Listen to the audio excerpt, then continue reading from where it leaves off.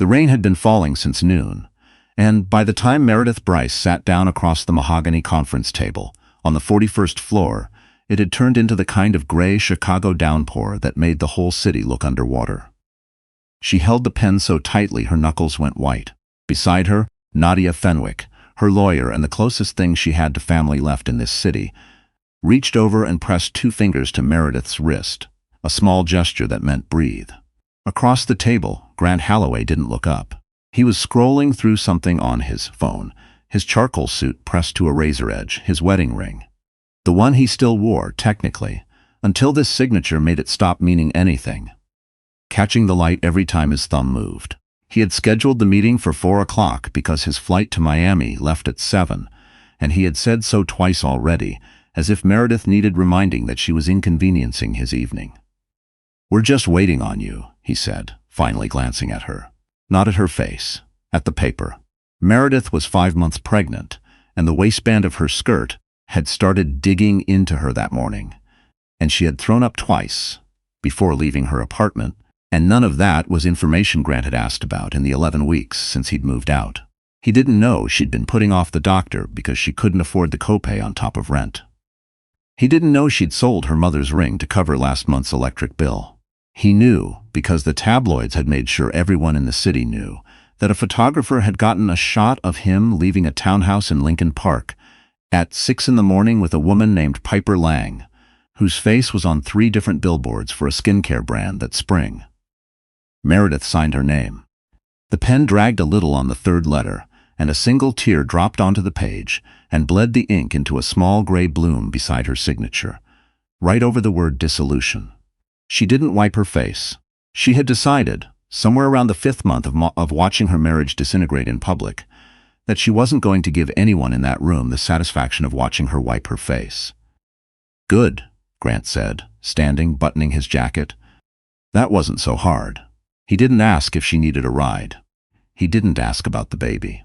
He slid his phone into his breast pocket and walked out, and the door made a soft, expensive click behind him, the kind of sound that $400 hinges make. And Meredith sat there in the conference room with the rain running down 41 floors of glass and realized that this was it. This was the last time she would ever be in a room with him and feel anything. Nadia gathered the papers. "You want me to call someone? Your sister?" "I'm fine," Meredith said, which was a lie they both let stand. The apartment she'd moved into after the townhouse sale was on the 3rd floor of a walk-up in Albany Park, and it smelled like the radiator that never quite worked right. And some nights Meredith lay on top of the covers because she was too tired to get under them and listen to the baby. She still thought of it as one baby then. Turn over inside her like it was trying to get comfortable in a world that hadn't offered either of them much comfort yet. She'd been a paralegal before she married Grant, sharp enough that 2 different partners at her old firm had told her she should have gone to law school. She'd given it up when Grant's career took off, because someone had to run the house he was never home in, and because he'd made it sound, at the time, like a partnership. "You handle our life, I'll handle the empire." And she had believed him, the way you believe things when you're 28 and in love with a man who used to bring you coffee before court appearances. The empire, it turned out, was mostly leverage. Grant Halloway had built Halloway Development on borrowed money and borrowed confidence, flipping distressed properties across the South Loop with a charm that made bankers forget to check his numbers too closely. Meredith had signed things over the years without reading them fully. Trusted him, the way you trust a husband. And it wasn't until the divorce that she understood how much of the marriage had been architecture, load-bearing walls she'd never been shown the blueprints for. 2 weeks after the signing, an envelope arrived from Grant's attorney. Inside was a settlement offer, and folded beneath it, a non-disclosure agreement.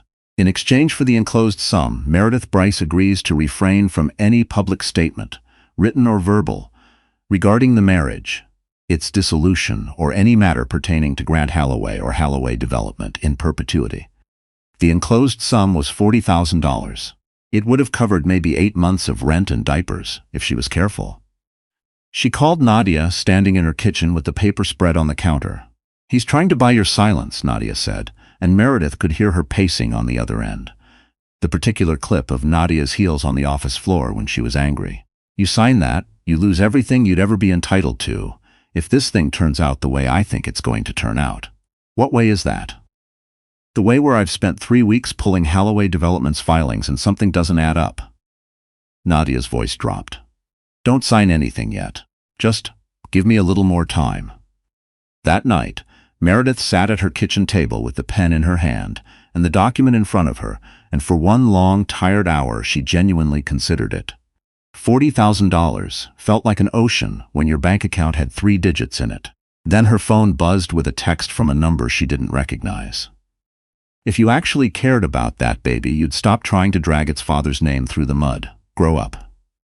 She didn't need the number saved to know whose fingerprints were on that message. She could practically hear Piper Lang's voice in it, that particular blend of condescension dressed up as concern. Something in Meredith went very quiet and very still, the way the air goes still right before a storm breaks. She picked up the NDA, tore it once, then again, and let the pieces fall onto the table like confetti at the world's saddest party. He doesn't get to buy this too, she said out loud, to no one, to the baby, to the radiator ticking in the corner.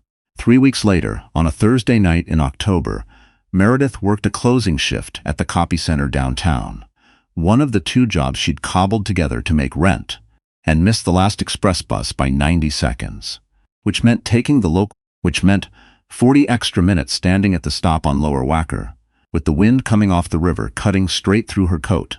By the time the bus finally rattled up, she was soaked, and her lower back had that dull, insistent ache it had started having more often lately, the kind the app on her phone told her was normal in the 3rd trimester, and to call her doctor if it got worse. She hadn't seen a doctor in 6 weeks. She told herself it was fine. The bus was nearly empty. An older man asleep against the window, with grocery bags at his feet, and near the back, a man in a dark wool coat reading something on a tablet, the light of it the only thing illuminating his face. Meredith sank into a seat near the middle and closed her eyes, one hand resting on the curve of her belly, doing the small quiet math she did most nights now. Rent, formula, the copay she still hadn't paid off from July. The bus hit a pothole hard on the turn onto Lakeshore Drive, and something in Meredith's abdomen tightened like a fist closing. She gasped before she meant to, gripping the seat in front of her, and for a second the whole bus tilted sideways in her vision. "Ma'am? You all right back there?" the driver called. She wasn't sure she could answer. And then someone was there, kneeling in the aisle beside her, and it was the man from the back of the bus, his tablet already set aside, his coat already half off his shoulders, like he'd been prepared to give it to her before he'd even reached her. "Hey, look at me. Breathe slow, okay? In through your nose." His voice had the calm, even register of someone who had talked people through worse. "I'm Sebastian," she breathed. The tightness eased slightly, enough that she could speak. I think it's fine. Braxton Hicks, maybe? I just need to sit." "You're shaking," Sebastian said, not unkindly, just factually, the way you'd point out that it was raining. "Let's get you somewhere warm and have someone look at you, just to be safe." He got the driver to pull over near a gas station on Grand, and he stood in the sleet with his umbrella held over both of them while they waited for a cab, his shoulders soaking through his shirt because he'd given her the last dry half of the coat. He didn't ask why a pregnant woman was riding the last local bus alone at 11 at night. He didn't ask about a husband. When the cab came, he helped her in and pressed a card into her hand. "Northwestern Memorial. If they give you any trouble, call this number. Dr. Aldous owes me a favor and he'll see you himself." "Why are you helping me?" Meredith asked. And she meant it as a real question, not the reflexive kind. He hesitated, rain running off his hair. "Because I know what it looks like when someone's been holding it together alone for too long," he said. "Nobody should have to do that at midnight on a bus." The door shut before she could say anything else, and the last thing she saw through the rain-streaked window was him standing coatless under the gas station lights, watching the cab pull away. At the hospital, the contractions turned out to be stress-induced and not full labor. A warning, the nurse told her. Not an emergency. But she needed rest, and she needed to stop doing whatever it was she'd been doing that had gotten her this exhausted at 32 weeks. Then the nurse checked the monitor readout again, frowned slightly, and asked, almost as an afterthought, "Has anyone told you you're having twins?" Meredith laughed before she could stop herself, a short, disbelieving sound. "I'm sorry, what?" "2 strong heartbeats," the nurse said, turning the monitor so Meredith could see. "Congratulations, Ms. Bryce. You're having twins." She lay there afterward in the pale hospital light with her hand on her belly, feeling both heartbeats through the thin paper gown, and she thought about the man on the bus who'd given her his coat and his coatless walk back into the rain, a stranger whose full name she didn't even know. She found out who Sebastian was 3 days later, when a bouquet arrived at her apartment with a card that read, simply, "Hope you and the twins are resting."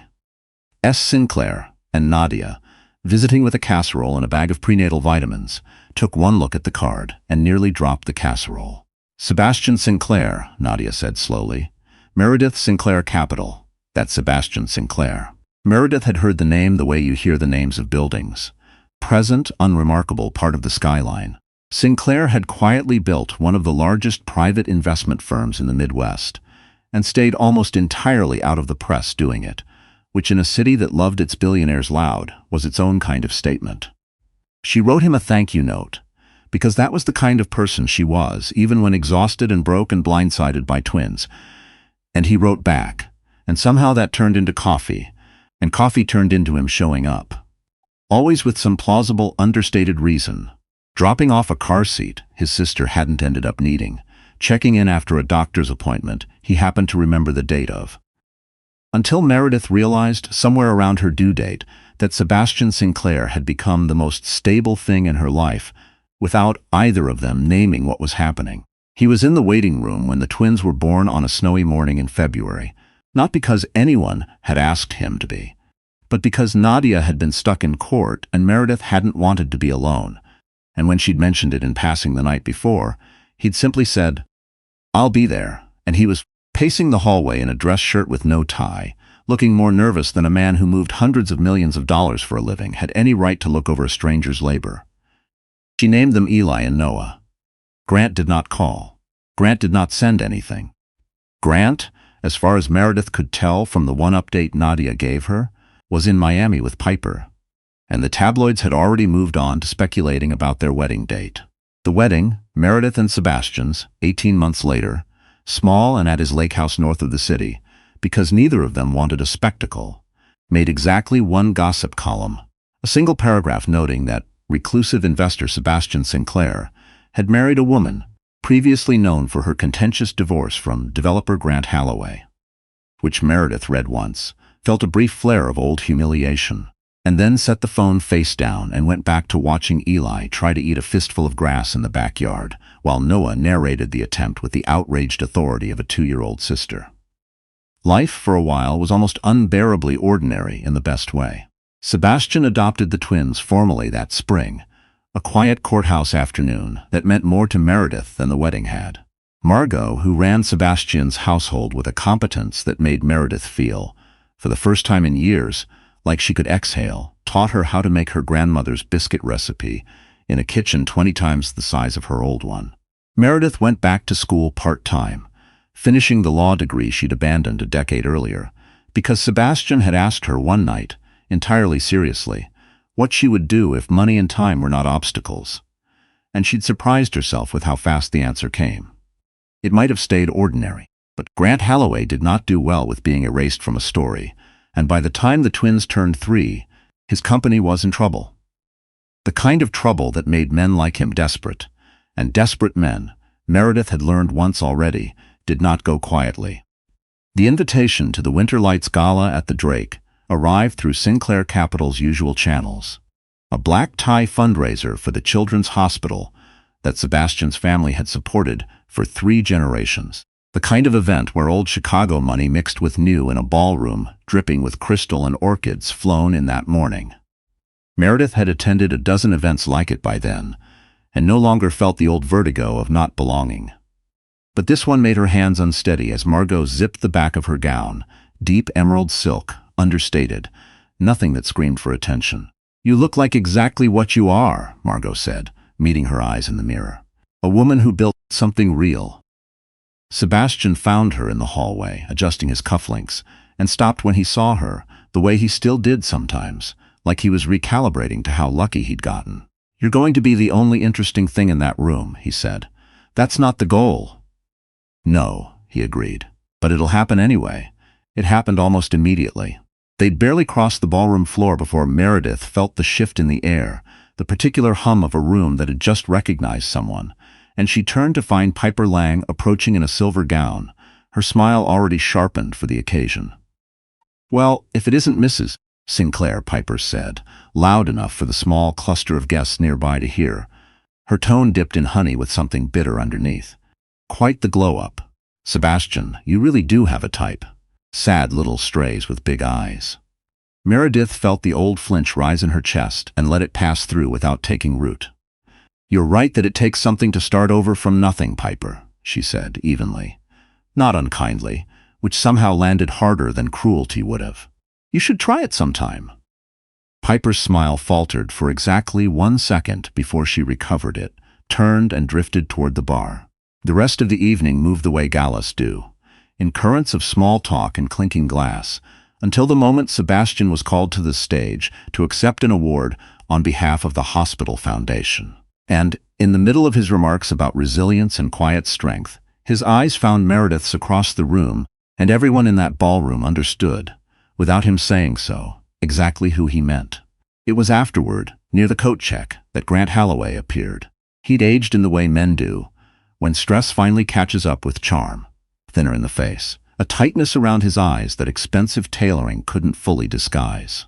Halloway Development had been quietly hemorrhaging money for 2 years, and Meredith had heard, secondhand, that he was 3 months from a lawsuit over a stalled development on the South Side, where investor money had a way of disappearing into accounts nobody could quite explain. "Meredith," he said, like they were old colleagues. "Or should I say Mrs. Sinclair now? Quite the upgrade. I should send a thank you card. Apparently all it took was me leaving for you to land a billionaire." "That's enough, Grant," Sebastian said, appearing at her side, his voice flat and immovable.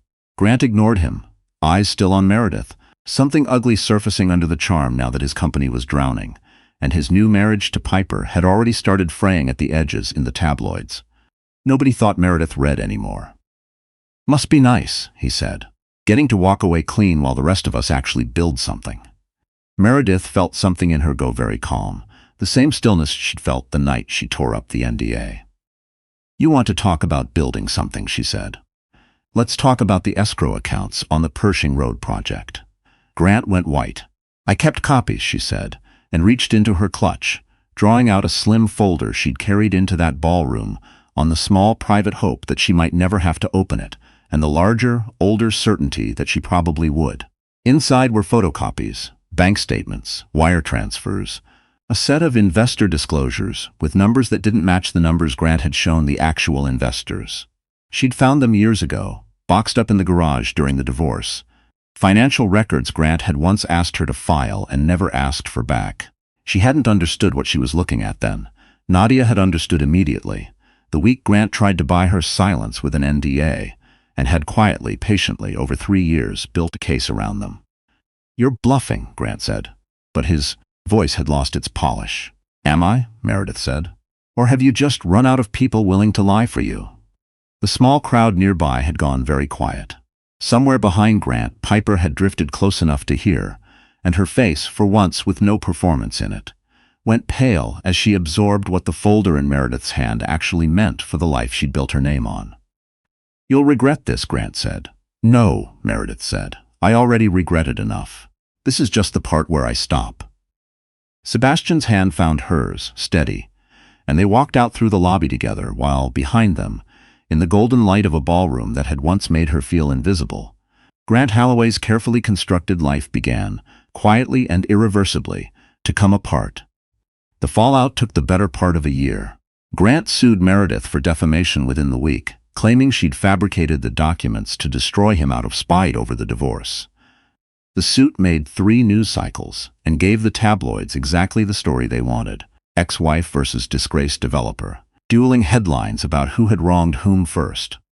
For a few weeks the old fear crept back, the particular helplessness of being made into a villain in a story about your own survival. But this time she had Nadia, now a named partner at her firm, arriving with a legal pad already covered in notes and a fire in her voice that hadn't dimmed since the night she'd told Meredith not to sign that NDA. "We give the SEC everything," Nadia said. "Timesmith's originals, the whole paper trail. He wants a war, we give him one he can't win." It took depositions and subpoenas and one very long, very cold January, where Meredith sat through hours of testimony while Eli and Noah, 5 now, waited at home with Margot and asked, with the bluntness only small children have, whether their real father was going to jail. He didn't go to jail. But Halloway Development collapsed under federal investigation within 6 months, its assets liquidated, its name quietly scrubbed from 3 buildings that had once carried it in gold lettering across their entrances. Grant's defamation suit was dismissed with prejudice. Piper Lang filed for divorce 11 weeks later, telling exactly one reporter, off the record, that she hadn't known the accounts were dirty. A claim nobody fully believed, but nobody bothered disproving either, because by then the story had moved on, the way stories do, to the next collapse. Snow was falling over the lake the night of the twins' 6th birthday, the kind of soft, steady snow that made the whole city look briefly forgiven for everything it had put people through. The party had wound down, cake plates cleared, the last of the guests gone, and Eli and Noah were asleep upstairs, worn out from an afternoon of face paint, and a bounce house Sebastian had absolutely overpaid for. Meredith sat by the fire in the den, still in the sweater she'd worn all day, and Sebastian came in with 2 mugs of tea and a small box wrapped in plain white ribbon, setting it in her lap without ceremony. "Another gift? You already gave me everything I could possibly want." "Not this," he said, sitting beside her, his voice quieter than usual. "Open it." Inside was a silver locket, simple, engraved with 4 initials, ENMS. "When they're old enough to understand," he said, "I want them to have something that tells them who you were before any of this. Before me. The woman who tore up a document instead of signing away her own voice. Who rode the bus alone at midnight, 7 months pregnant, and never once stopped fighting for the 2 people inside her." Meredith turned the locket over in her fingers, throat tight. "You make it sound heroic." "It was," he said simply. They sat for a while without talking, the fire cracking low, snow ticking softly against the windows. "Do you ever think about it?" Meredith asked eventually. "What would have happened if you hadn't been on that bus?" "I think about it more than you'd guess," Sebastian said. "I think I'd still be a man who thought writing checks to a hospital foundation twice a year counted as kindness. And you'd still be out there convincing yourself that surviving alone was the only option you had." She leaned into him, the locket cool and light in her palm, and outside the snow kept falling over a city that had once nearly broken her and had, somehow in the years since, become entirely hers to belong to. Not because a wealthy man had rescued her from it. She understood now, but because she'd refused, on a rain-soaked October night with a torn document scattered across her kitchen table, to let anyone else write the ending of her own story.